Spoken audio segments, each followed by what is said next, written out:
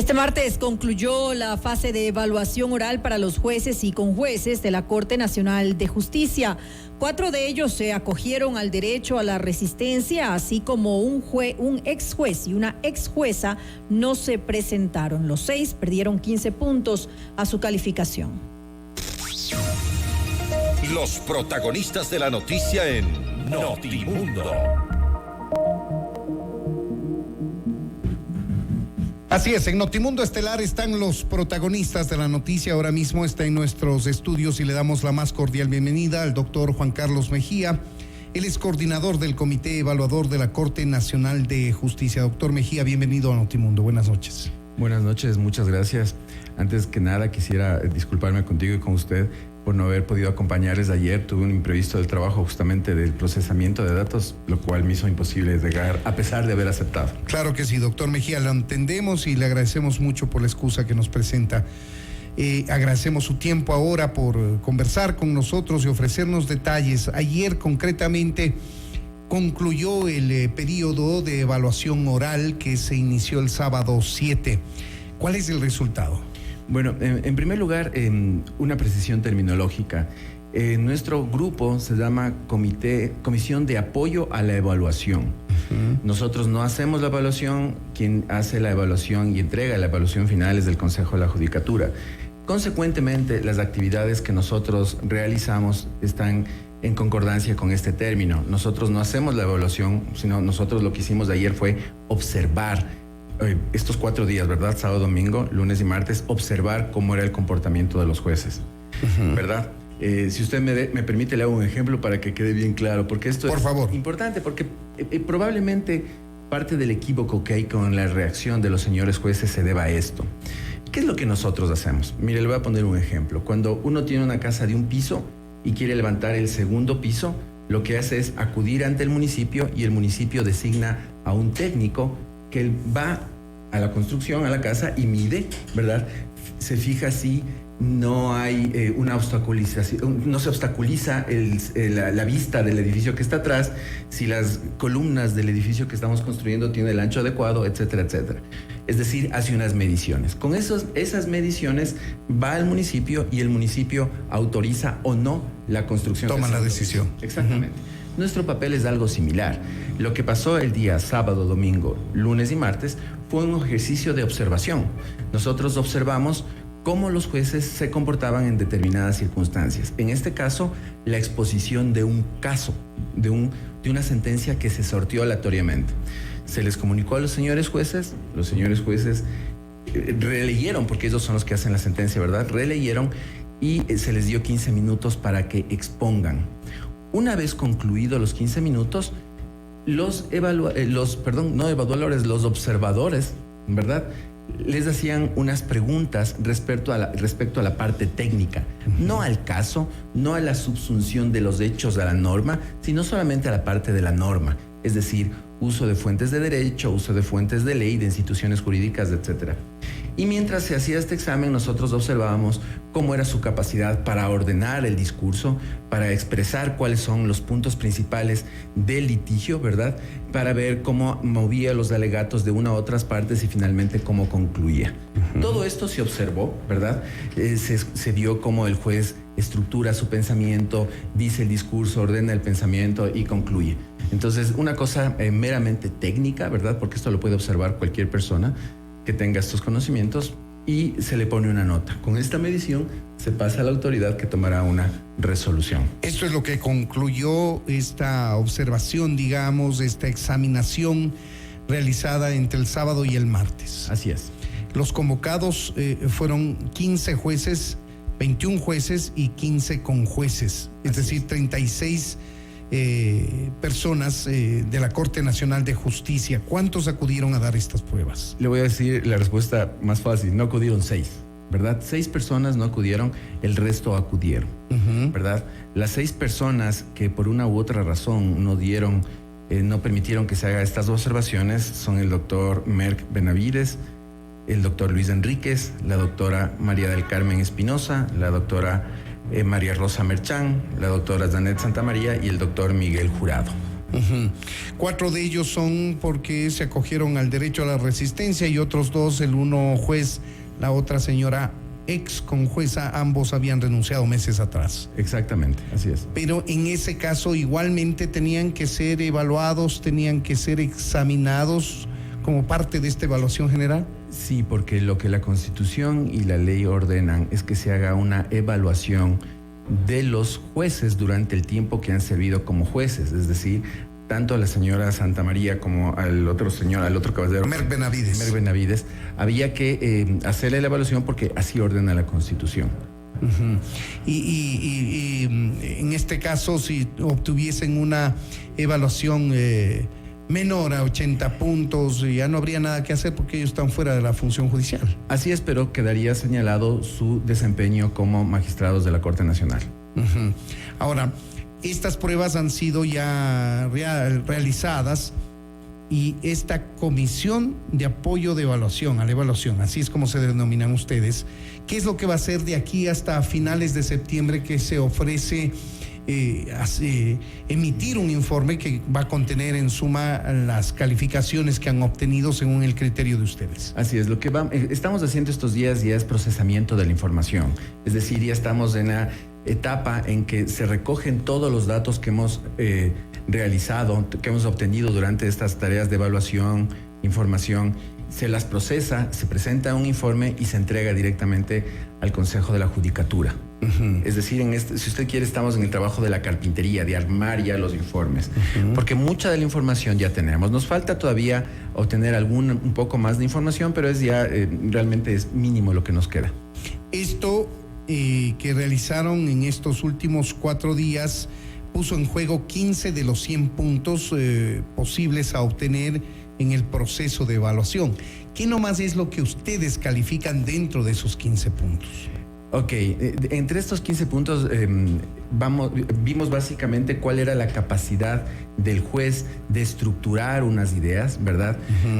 Por decirle algo, una sentencia usualmente empieza con quiénes son las partes, luego se establece si las partes han sido citadas o no, ¿verdad?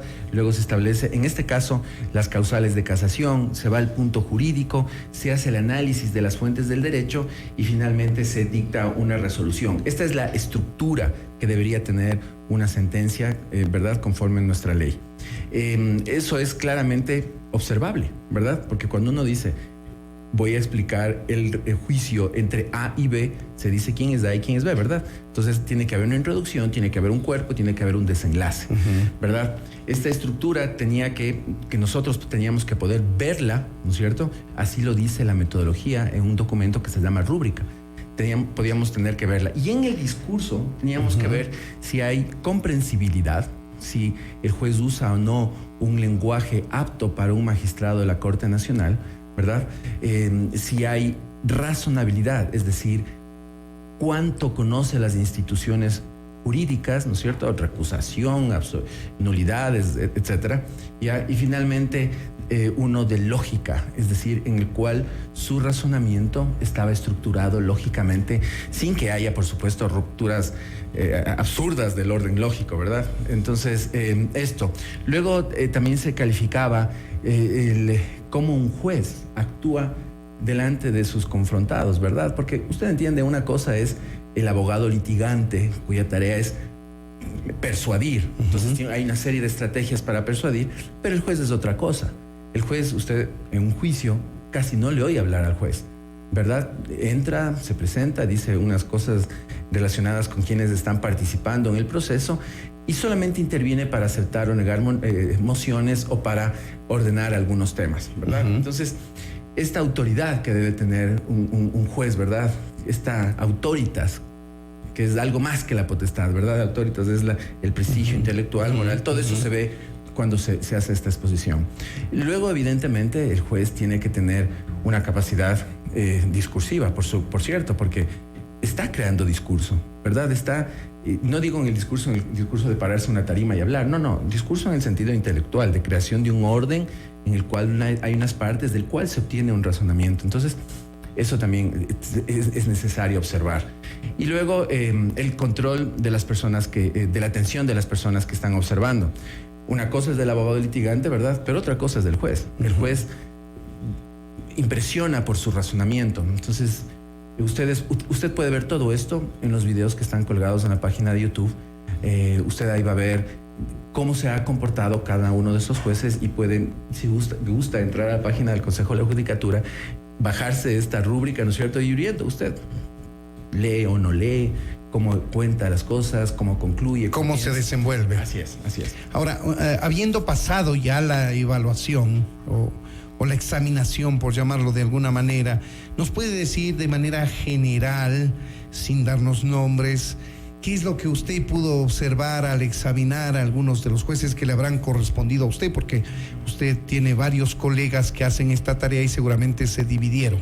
Claro, mire, la mayoría de los jueces, yo solamente examiné a una fracción de los jueces, de modo que lo que ha pasado con los otros jueces solo lo sé por comentarios o por haber visto los videos, ¿ya? De modo que mi testimonio en este caso va a ser de oídas, ¿verdad? Y ahora respecto de los magistrados... Pero va a ser importante conocerlo, sí, de manera general. Y respecto a los magistrados que yo observé, claramente se va a ver que si yo digo algo se va a referir a estas personas, ¿no?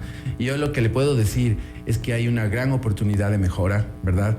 Que ya vemos dónde tenemos falencias y que es posible que la justicia del Ecuador mejore. Ya sabemos dónde estamos fallando, ¿ya? Dónde tenemos también fortalezas. Entonces es una oportunidad de mejora para que el país, en base a esta experiencia, avancemos a un camino donde hagamos un buen sistema judicial.